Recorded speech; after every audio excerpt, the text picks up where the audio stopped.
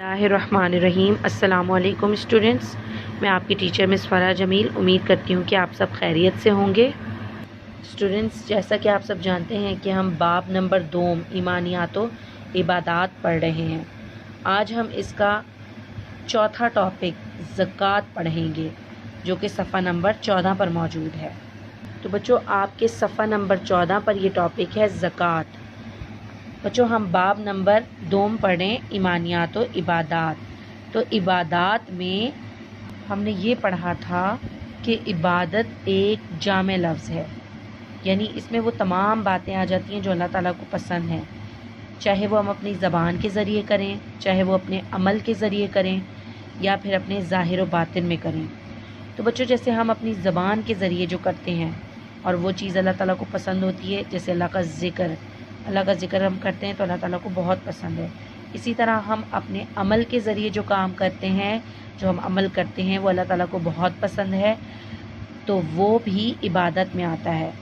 अब हमारी अमली इबादत में नमाज आती है और ज़कात भी हमारी अमली इबादत में आ जाती है, और इसकी अदायगी हम अपने माल से करते हैं, यानी माल अल्लाह ताला की राह में ख़र्च करते हैं, इससे अल्लाह ताला खुश हो जाता है और ये भी हमारी इबादत का हिस्सा बन जाता है। तो बच्चों, ज़कात क्या हुई? ज़कात हमारी माली इबादत हुई। अब बच्चों, लफ्ज़ ज़कात के क्या मायने हैं और इसका क्या मफ़हूम है और ये कैसे अदा करनी चाहिए, तो हम इस सबक में पढ़ेंगे। सबसे पहले बच्चों, ज़कात का तारुफ़ पढ़ते हैं। ज़कात के मायने पाकीज़गी के हैं। ज़कात उस माल को कहते हैं जो अल्लाह ताला के हुक्म की तामील में एक मुकर्ररा मिक़दार में गरीब और मुस्तहिक लोगों को दिया जाता है। यानी बच्चों, ज़कात के क्या मायने हैं? पाकीज़गी के, यानी पाक करना, अपने माल को पाक कर देना। और बच्चों, ये वो माल होता है कि जो अल्लाह ताला के हुक्म के मुताबिक गरीब और मुस्तहिक लोगों को दिया जाता है, एक मुकर्ररा मिक़दार में और एक मुकर्ररा वक्त पर दिया जाता है। बच्चों, ज़कात की इतनी फ़जीलत है कि अल्लाह ताला ने कुरान पाक में 32 मकामात पर ज़कात अदा करने का हुक्म दिया है। अब ज़कात किन किन पर फ़र्ज़ है?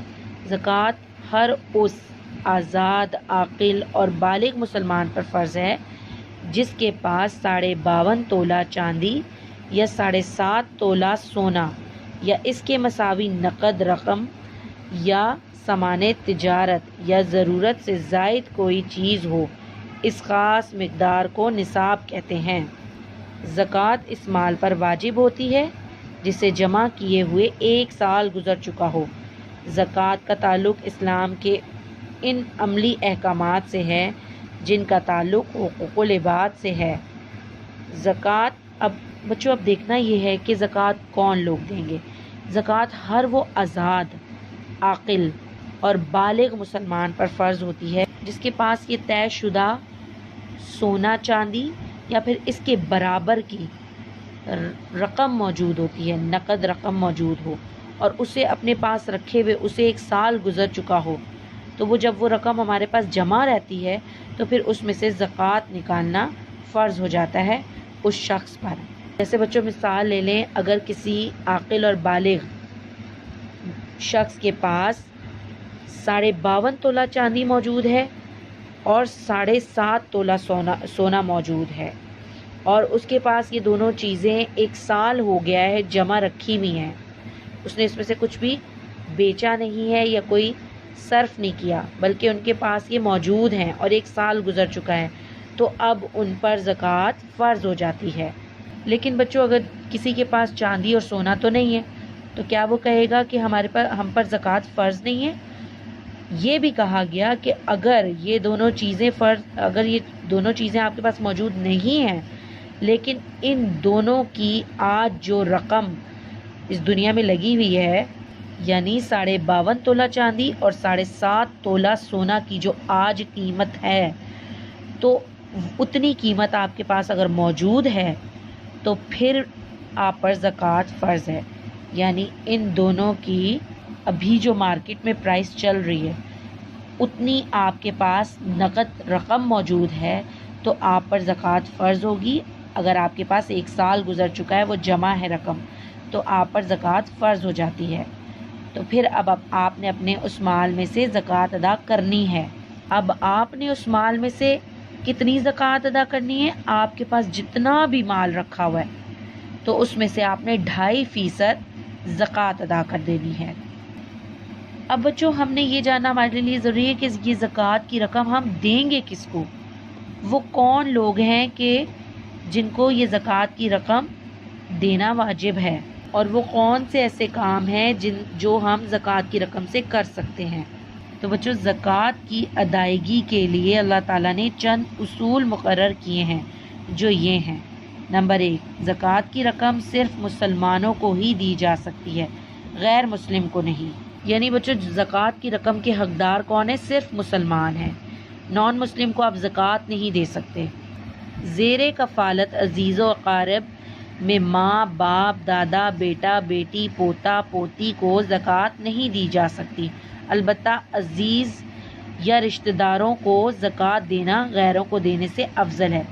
بچوں، اب یہاں پر سمجھنے کی بات ہے، زیر کفالت یعنی کہ جیسے اب ایک شخص ہے، اس کے زیر کفالت کون کون ہے؟ وہ کن کن کو پال رہا ہے؟ اگر وہ ان کی ماں بھی انہی کے خرچے پر پل رہی ہیں، ان کے باپ بھی اور ان کے دادا بھی، یا پھر ان کے بیٹے یا ان کی بیٹی، یا پھر کسی دادا کی پوتی یا پوتا، وہ ان کو پال رہے ہیں، اور اگر وہ یہ سوچتے ہیں کہ وہ زکوٰۃ کی رقم انہی کو دے دیں، تو بچوں ایسا ممکن نہیں ہے۔ یعنی کہ وہ لوگ جو آپ کے پیسوں کے اوپر پلتے ہیں، تو ان کو آپ انہی پیسوں میں سے زکوٰۃ نہیں دے سکتے۔ ہاں، البتہ آپ کے عزیز رشتہ دار ہو گئے، جیسے کوئی چاچا، کوئی ماما، کوئی پھپھو، کوئی خالہ اور دوسرے عزیز رشتہ دار، تو باہر والوں کو زکوٰۃ دینے سے زیادہ افضل یہ ہے کہ آپ ان رشتہ داروں کو زکوٰۃ دے دیں۔ بچوں، اس کا تیسرا پوائنٹ کیا ہے؟ زکوٰۃ ہمیشہ مستحق لوگوں کو ہی دینی چاہیے، غیر مستحق کو دی ہوئی زکوٰۃ ادا نہیں ہوتی۔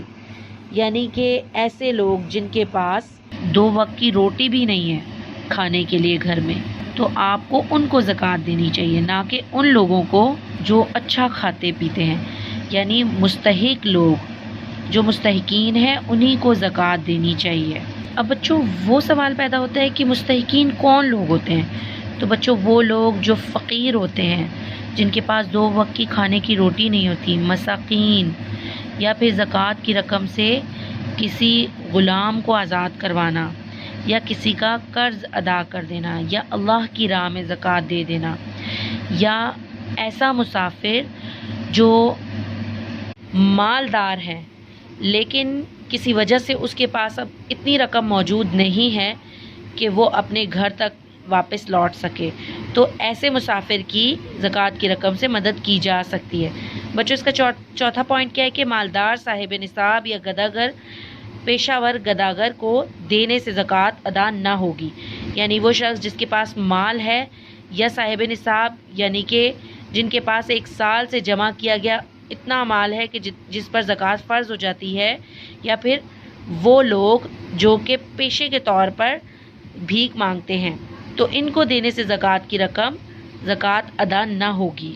بچوں، 5واں پوائنٹ ہے، زکوٰۃ کی رقم سے پل، کنواں یا مسجد وغیرہ بنوانا جائز نہیں، البتہ ضرورت مندوں کو ضرورت کی اشیاء خرید کر دی جا سکتی ہیں، کیونکہ زکوٰۃ میں دی جانے والی اشیاء کا ملکیت میں دینا شرط ہے۔